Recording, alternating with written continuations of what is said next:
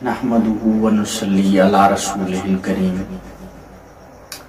अम्मा बाद फ़अऊज़ु बिल्लाहि मिनश शैतानिर रजीम। बिस्मिल्लाहिर रहमानिर रहीम। लइन शकरतुम लअज़ीदन्नकुम व लइन कफ़रतुम इन्न अज़ाबी लशदीद। सुब्हान रब्बिक रब्बिल इज़्ज़ति अम्मा यसिफून। सलामुन अलल मुरसलीन वल्हम्दुलिल्लाहि रब्बिल आलमीन। अल्लाह ताला फरमाते हैं कि लइन शकरतुम लअज़ीदन्नकुम, कि अगर तुम मेरी नेमतों का शुक्र अदा करोगे तो लअज़ीदन्नकुम, मैं ज़रूर बज़रूर तुम्हारी उन नेमतों के अंदर इजाफा फरमाऊंगा। हदीस में आता है कि अल्लाह अपने उस बंदे से बड़ा खुश होते हैं कि जब वो कोई खाता है कोई चीज़ अल्लाह की उस नेमत को तो उस पर शुक्रिया अदा करता है, और जब वो पीता है कोई चीज़ तो फिर भी उस पर उसका नाम लेता है। अल्लाह उस बंदे से बड़ा खुश होता है। इसीलिए जब हम खाना खाने के वक़्त शुरू करते हैं बिस्मिल्लाह वाला बरकतिल्लाह, और जब वो खाना खा लेते हैं तो एक मुस्लिम लोगों का तरीका है अल्हम्दुलिल्लाहिल्लज़ी अत'अमना व सक़ाना व जअलना मिनल मुस्लिमीन, कि तमाम तारीफ़ें तो उस अल्लाह के लिए, वो हमदों के तारीफ़ों के तो वो लायक है कि जिसने हमको खाने पीने के लिए दिया है। तो याद रखें कि जब अल्लाह ने हमें इतनी नेमतें, गुना नेमतें उसने हमें दी हैं, उसने हमें, यानी वइन तउद्दू, कुरान में आता है वइन तउद्दू नेमतल्लाहि ला तुहसूहा, अल्लाह की नेमतों को अगर तुम शुमार करना शुरू करो तो नहीं कर सकते। ला तुहसूहा कुरान फरमाता है, सूरह इब्राहिम है कि ला तुहसूहा, नहीं शुमार कर सकते। तो जब इतनी नेमतें हैं, बेशुमार नेमतें हैं, लामहदूद हैं, उनकी कोई हद नहीं, अनलिमिटेड, तो फिर इतना तो उसका हक बनता है ना कि हर हाल में उसकी हमद हो, उसका नाम हो, उसके गीत हो। इंसान खाए पिए अल्लाह का और नाम ले किसी और का, ये नहीं हो सकता। कई ऐसे शिरकिया अल्फाज सुने नातों के अंदर कि तेरा खामा और तेरे गीत गावा या रसूल अल्लाह। हम अल्लाह का खाते पीते या रसूल का खा रहे हैं? रसूल की जिंदगी तो हमारे लिए नमूना है, वो हमारे रहनुमा है, उनके नक्शे कदम पे चल के हमारी कामयाबी है। हम खाते किसका है? अल्लाह का। हम पीते किसका है? अल्लाह का। तो फिर हमद भी किसकी करनी है? अल्लाह की। गीत की भी किसके गाने? अल्लाह के गाने।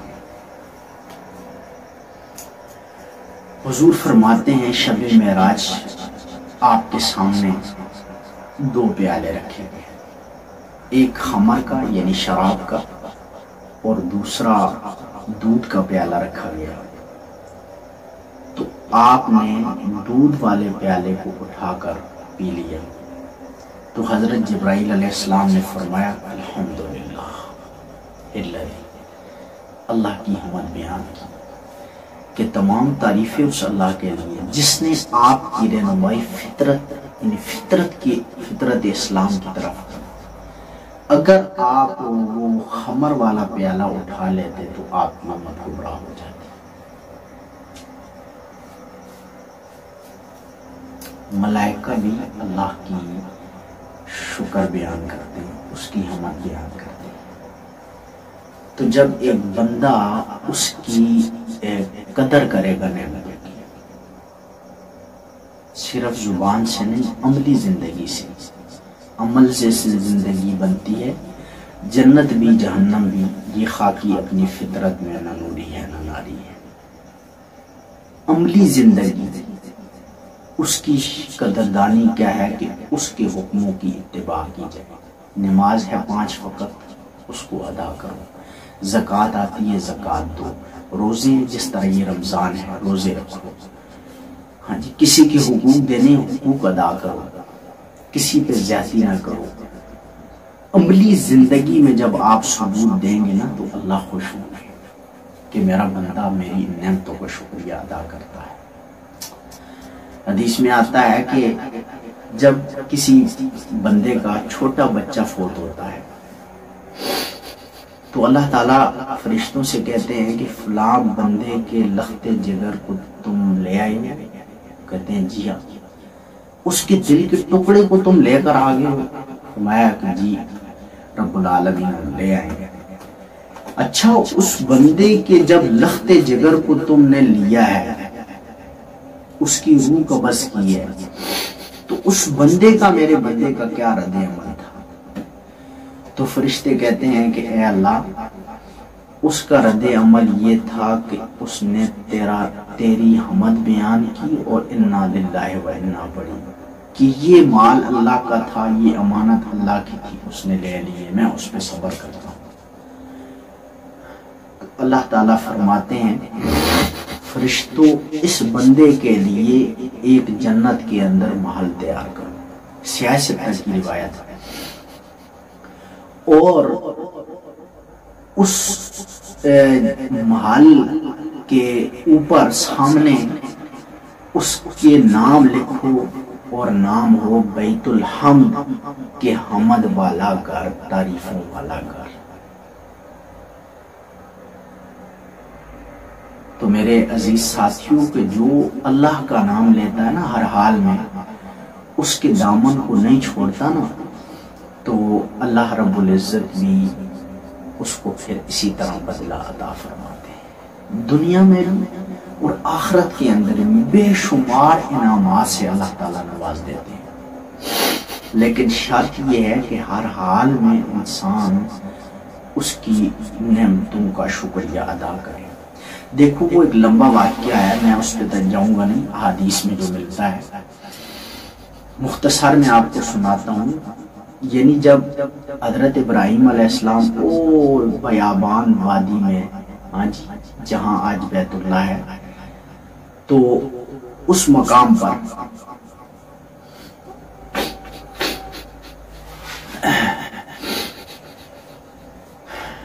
سیدنا ابراہیم علیہ السلام اپنی خامن, اپنی بیوی ہاجرہ اور اپنے بچے حضرت اسماعیل علیہ السلام کو چھوڑ کر آ گئے تھے. تو جب اسماعیل بڑے ہوئے تو وہاں جو قبیلہ آکر آباد, قبیلہ جرم, وہاں سے آپ کی شادی ہوئی. میں آپ کو مختصر سنا رہا ہوں, یہ لمبا واقعہ ہے. تو ابراہیم علیہ السلام جب وہاں آئے, ایک چکر لگایا, جب شادی ہو چکی تھی حضرت اسماعیل علیہ السلام کی, تو آ کر آئے تو آپ کے گھر میں, اسماعیل علیہ السلام گھر میں آپ کی بیوی تھی, آپ نہیں تھے. آپ نے پوچھا کہ اسماعیل, فرمایا کہ وہ کسی کام سے گئے. تو ابراہیم علیہ السلام نے پوچھا کہ اچھا بتاؤ کہ تمہارا گزارا کیسے چل رہا ہے؟ تو وہ کہنے لگے جی بڑا مشکل گزارا ہے, تو کچھ کھانے کے لیے نہیں ہے, گوشت ہے یا پانی ہے اور کوئی چیز نہیں ہے. تو ابراہیم علیہ السلام نے فرمایا اچھا اگر تمہارا میاں آئے تو میرا سلام کہنا اور میرا بتانا کہ وہ آئے تھے, اور ساتھ ان کو یہ پیغام دینا کہ اپنے گھر کی چوکھٹ کو تبدیل کر دیں. ٹھیک ہے, چلے گئے. اسماعیل علیہ السلام واپس آئے تو فرمایا آج کوئی مجھے عجیب سا لگ رہا ہے, کوئی آیا تھا؟ فرمایا جی آپ کے بابا آئے تھے, اس قسم کی شکل و صورت تھی اور آپ کو سلام دیا, کہا کہ اپنے گھر کی چوکھٹ بدل دینا.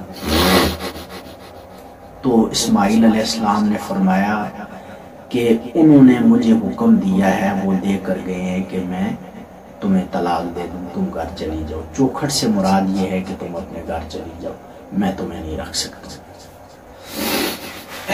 تو پھر وہاں سے پھر اسی قبیلے والوں نے دوسری اپنی لڑکی دی.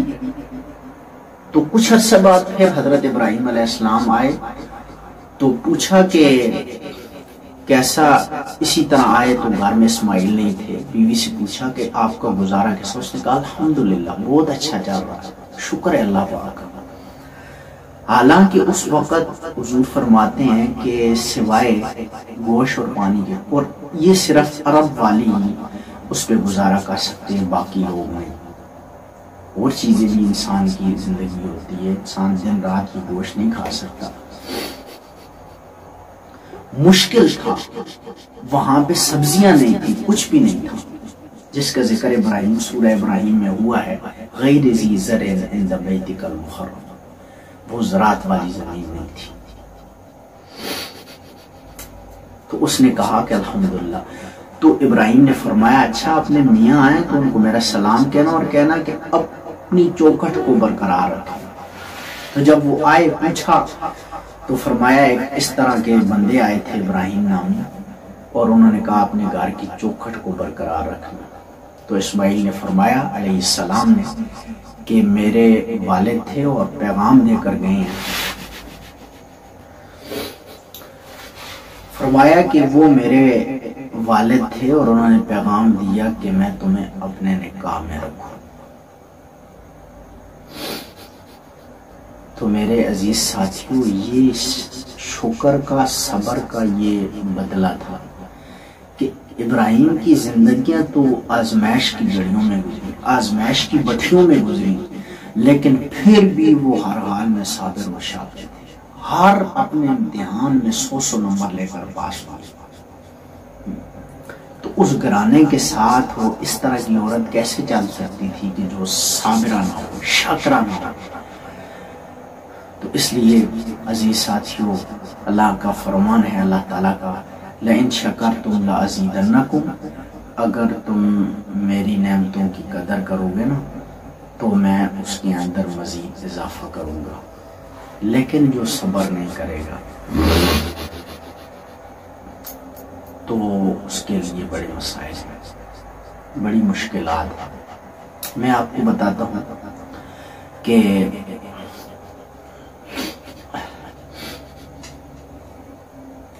حضور کے پاس ایک آدمی، ایک شخص آیا، ثعلبہ بن خاطب، مدینہ میں۔ آپ یاد رکھیں کہ قناعت کی جس حال میں آپ صبر شکر کے ساتھ رہیں، یہ زندگی بہت اچھا ہے، اچھی ہے۔ تو اگر آپ یہ کہیں گے جی کچھ بھی نہیں ہے جی، بس مر گئے ہیں جی، ہاں جی ہم غریب ہیں جی، وہ لوگ کیسے ہیں، ان کے پاس اتنی نعمتیں ہیں، یہ ناقدری ہے۔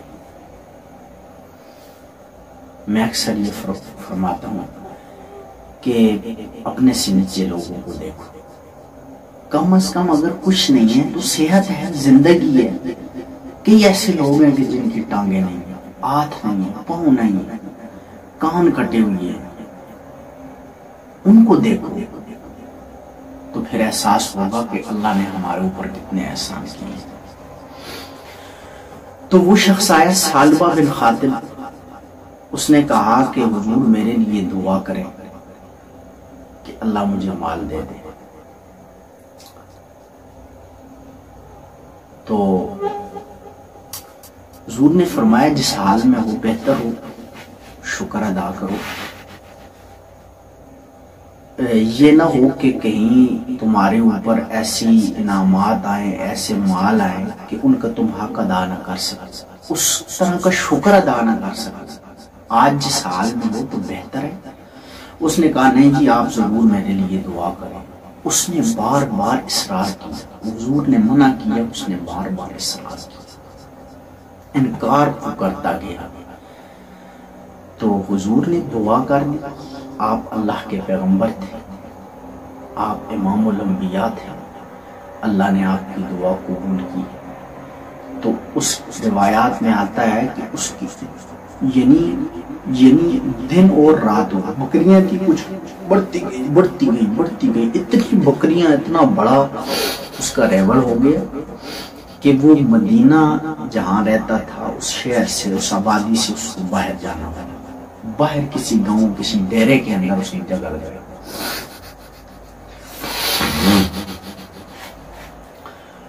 تو جب اس آبادی سے مسجد نبوی سے دور ہوا تو 5 وقت کی آہستہ آہستہ جو نمازیں تھی وہ اس سے گئی، اور اس کے علاوہ پھر آہستہ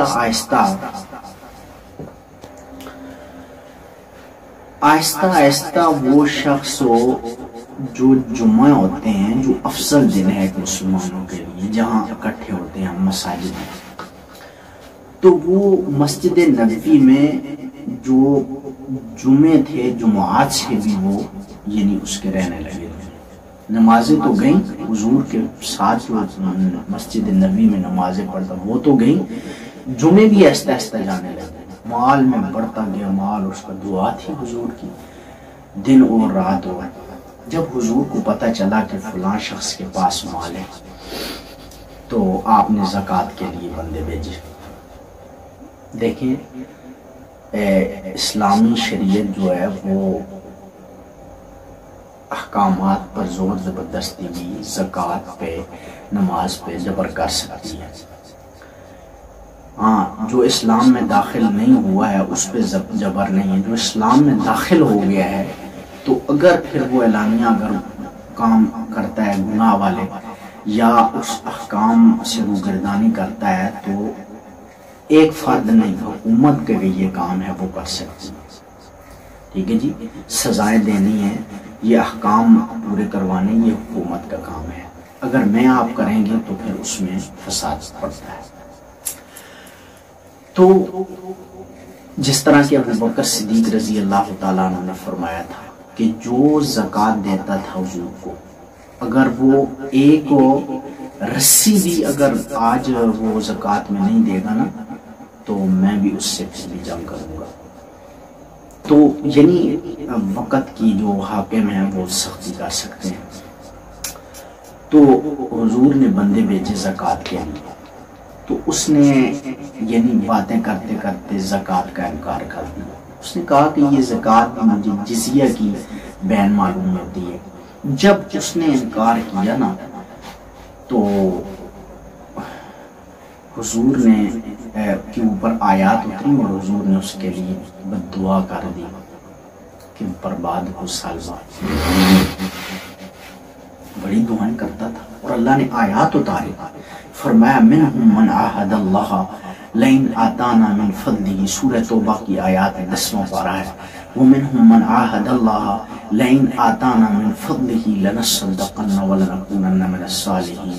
اللہ فرماتے ہیں وہ وعدے کرتا تھا، لئن آتانا من فضلہ، اگر اللہ نے مجھے مال دیا، لنصدقن، میں صدقات دوں گا، ہاں جی ضرور بضرور صدقات دوں گا، لیکن آج فلما آتاہم من فضلہ بخلوا بہ، جب مال ملا بخیل بن گیا تو فأعقبہم نفاقا فی قلوبہم الی یوم القیامہ، اللہ نے پھر اس کی اس ضد کی وجہ سے، عناد کی وجہ سے، اس کی اپنے مال پہ شکر نہ کرنے کی وجہ سے،